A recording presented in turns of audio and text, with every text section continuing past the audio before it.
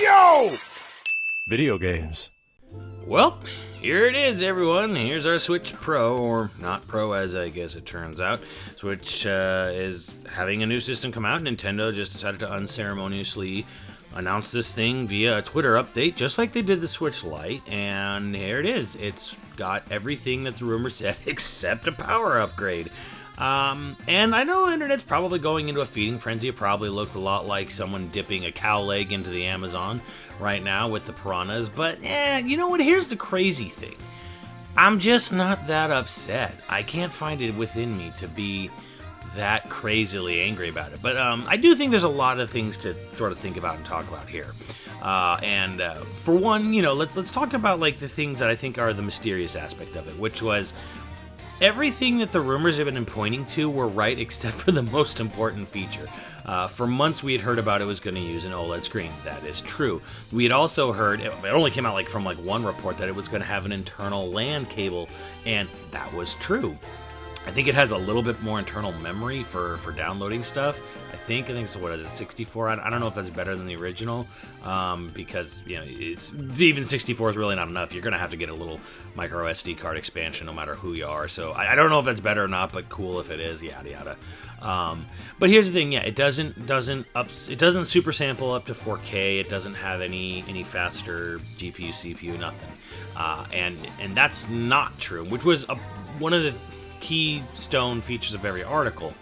And, you know, that turned out to not be the case now, obviously, and I think it's just interesting. To me, it's not, like, upsetting, it's just interesting. I think maybe one of the things that softens the blow a little bit is that the price is only $350, which is only a $50 increase from the current Switch, but the current Switch has been around for 4 years, so, you know, and yes, a 4K...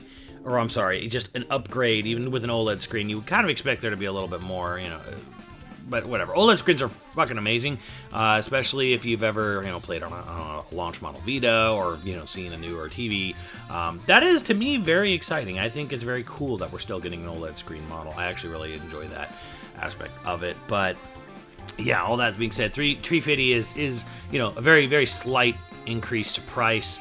Sounds like Nintendo wants to, at least for the moment, is going to pivot it to, it'll be sold with the family of Switch models. So Switch, Switch Lite, Switch OLED.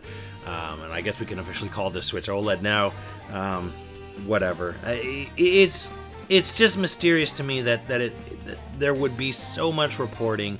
And these weren't just like industry insiders that like mysteriously post on Twitter and nowhere else. Yeah, this was some real stuff. These were places like Bloomberg and some other major Asian newspapers and stuff like that. I don't think they were wrong. I don't think they were getting fed a false bill of goods. I don't think it was like, you know, an internal misdirection or anything like that. You know, but I do think something did happen, because the industry is fluid. That's what happens to this thing. The industry gets fluid. It's never, you know, when things are not officially announced, things are not set in stone. And you know, for me, thinking about it or looking at it this way is like, I think Nintendo got cold feet. I think that's what happened here, honestly. That's my gut instinct, is that I think Nintendo saw that there's a massive chip shortage. And this chip shortage is not expected to go away anytime soon. We are supposed to be in a chip shortage until 2023. So we have another 2 years of chip shortage predictions that's going to affect every single industry, you know, in the world that uses technology, and that's practically everything. So we're in kind of a bad state as far as launching new hardware goes. So part of me even wonders why Nintendo didn't even just drop the whole thing. But I think the thing was they did order all the screens from Samsung, so I think they kind of were like obligated to, like, you know, at least, okay, fine, well, we did order all these screens, we did plan to make this new system. Why don't we just use the old guts, you know, fancy new screen. You know, we got this new dock. The new dock has a LAN cable. We've already made that happen. So I think the Switch OLED to me feels like Nintendo sort of cutting their losses and just sort of like, okay, cool, whatever. Like, because the thing is people will still get it. Now here's another crazy thing is the launch date to me. Let's talk about that, because to me what's weird is I had actually heard about this myself from my own internal sources, that about a month before E3 I had heard that it was going to launch with a new 2D Metroid, you know, or like early fall. That's what I had heard before E3. And yeah, it's coming out October 8th, same day as Metroid. Here's the crazy thing though, is that it doesn't actually do anything to help or enhance Metroid Dread. So it's weird though, because I'm like, there were people in the know. People had heard similar things that I did. Now here's another crazy thing though, is that I had heard about third-party titles that were intending to take place for an upgraded Switch model. That's where things to me are interesting, because now I'm like, okay, what the hell happened to those games? Because they were not announced at E3 because there was no Switch Pro announced, and they have not been announced. So now I'm sitting here wondering if there's maybe going to be internally a little bit of like bickering or sort of like confusion amongst third-party software titles, because I had heard things that turned out to be 100% true, such as the exact launch date and the launch game, technically. I'm sorry, not the launch date, but just not the exact launch date, but the launch game, like the timing and the game, which turned out to be 100% accurate. So now I'm wondering maybe if there actually, was a Pro model in planning, and I really do think there was. And now there's third-party games that were supposed to be taking advantage of a little bit of the boost, and obviously the DLSS that was rumored, that doesn't exist. So I actually think there might be a little bit of like, I'm not betrayal, Tom, but there might be some third parties who are kind of like, we were kind of expecting to have like a port of this game that was gonna, use this feature that you're not using now, so that kind of sucks for us. I don't know, but to me it is interesting. There is stuff that I had heard was in the works that I don't know what the deal is. So here's the thing. Now the question goes, what's going forward? And will there be maybe a different model of the Switch? Is the Pro still happening? Is it still in development? And my gut instinct on this now is no. I think Nintendo basically just said, we're going to cut our losses. We're going to have a smaller upgrade this year. And I think they're just going to wait. I think they're just going to wait for like a whole new generation cycle. Now, when that new generation cycle is anyone's guess. It could be 23, 24, it could be all the way up to 25. I don't really know. It really depends on the Switch. And I think another thing that sort of maybe leaned Nintendo into sort of not going full bore into like, an upgrade to power is the fact that the system is still selling really well. It's still going to sell really well. I think even with this power upgrade, it almost feels like Nintendo did the OLED a little bit dirty by not announcing a power upgrade. So this way, it's like there will be plenty of people who were holding off on getting a Switch because they wanted to wait for a more powerful version. And now that there is no more powerful version, just a prettier version, prettier screen version, now people won't be as likely, to wait for it. Now people will be like, well, fine, fuck it, I'll just get a normal Switch because I don't really care about OLED that much anyway, blah, blah, blah. So I think that's probably part of it. Again, this is 3 months ahead of schedule, or 3 months ahead of release is when they announced this damn thing. Part of me is just kind of like, I think Nintendo might have done this just so they don't have a bunch of regular Switches and Switch Lites that like take up inventory spaces that start getting unsold, because now there's a Switch Pro and all anyone wants is the Switch Pro. So the old model of systems get kind of like kicked to the curb. So part of me thinks also that this was done just sort of like, we want to still be able to sell all these older, Switch models. So, if you were expecting a lot of hate and rage from me because of this, I apologize. I'm too old. I'm too old to care about this, about Nintendo underwhelming, about rumors not being true or whatever. But everything, from everything I heard leading up to this, everything I had seen, like the rest of the world had seen from the rumors on the internet, everything that and everything that happened today, my gut instinct is that Nintendo was toying around with a 4K Switch, or a Switch that went up to 4K through DLSS. I think that was happening. I think there were talks and negotiations with NVIDIA and others about maybe doing a better, CPU, GPU inside there. I think those talks did happen. I think there was buzz planning it. To me, the most crazy thing is that I feel like from what I understand, there were going to be third-party games that were waiting to take advantage of this feature that doesn't exist now. And another interesting thing is that, and when I looked at E3, and I've been saying this since E3, is that I think Nintendo's lineup for this year was it seemed to sort of cater to the fact that they weren't launching a Pro model, because all the games coming out from Nintendo this year were not power-intensive games like a Skyward Sword port, WarioWare, Mario Party Superstars, an Advance Wars remake, and even Metroid Dread, because it's cool, it's great, but it's not a graphical showpiece. It's another 2D Metroid. It looks great for what it is, but it's not something that demands more and increase in power. And to me, it seemed like Splatoon 3 and Breath of the Wild 2, and then whatever their other big games like Bayo 3 and Metroid Prime 4. Those are all going to be next year and beyond, because they were going to take advantage of a more powerful system. They were being held back for that. And now that's not true. And that, to me, that's probably the biggest, that's interesting. To me, it does sort of make...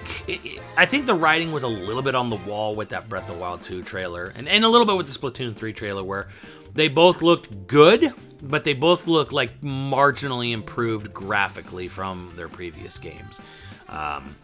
I think Breath of the Wild 2 probably should have been our biggest clue that there really probably isn't any fucking pro version of a Switch, because it just does look like it's just running on an updated version of Monolith Soft's engine. So it's okay, it is really, I guess they're really not going to do it. I think they're really going to wait. Now, to me, that puts a lot of interesting things in for future unknown games like Bayo 3 and Monolith Soft projects. I think that might be the biggest bummer of all of this, is the fact that they won't have any extra juice to work with, unless both those games just get held back entirely for the next generation, which would be nutty. But I kind of don't think that'll happen, because again, I don't think the next generation of Switch is anywhere close. I think the next generation of Switch is 3+ years out. I do think that Nintendo should be a little worried, not short-term, but long-term worried, which is something that their current president said they wanted to avoid, which was these big free-fall moments after big spikes. And I kind of think that, just having a better screen version, you are kind of letting the system get a little long in the tooth. It's been long in the tooth. It's been a little bit noticeable that, boy, the Switch sure is having trouble, making games run well. It's really starting to get there now. And I think not having any sort of, even a small bump, mid life cycle or whatever, and riding out the entirety of the Switch's life on this chipset, to me is a little bit okay. I thought you were trying to avoid this, but... okay. All right, boss. Let's see how that pans out. I don't want Nintendo to go into another fucking Wii U situation. I don't want them to crash and burn off of a huge success, because they waited too fucking long. But whatever. I do think that the industry's a little different now than it used to be. Scalability is such a more prominent part of game development now that it's really not the death sentence it used to be. Like with the Wii U, where it was okay, it's pretty much up to the 360 PS3 standards, right as 360 PS3 are going to bed. And PS4 and Xbox One are coming out, and then no one gave a shit about the Wii U. No one cared about supporting that system, beyond a year. So I don't know. I don't think we're in that situation now where the graphical horsepower is super detrimental. to stuff. But it is to me a little bit worrying that Nintendo really wants to basically kick that can down the road further of like, you know, doing any hardware increases, and, you know, kick the can of worrying about problems with you know, running, you know, high spec games or whatever. So I'm just not that upset. Will I get an OLED? Yeah, absolutely. I'll try to get it a Switch OLED. You know, am I bummed that it's not a hardware? Yeah, of course I'm a little bummed, but I'm also just glad that I was able to get a brand new GPU recently by pure luck. So yeah, I mean, again, at the end of the day, is if you've got the money to be buying, you know, these console upgrades or whatever, and you've got enough money to buy stuff, like, again, you probably should be, you know, looking more towards, you know, the PC market if you want like the best graphicals on your screen. So it kind of sucks that, again, it does suck, but I'm just not that upset. I don't think that it was all lies. I do think there was a Switch Pro and like a hardware upgrade. I do think Nintendo was mulling over a Project Hardware upgrade. I do think Nintendo got cold feet on it, and I do think they just sort of decided, fuck it, cut our losses. We'll just take what we've already ordered from Samsung and from others who are making the dock with the toaster with the LAN cable. And I think they're just like, fuck it, we'll just cut our losses, put this out, call it a day.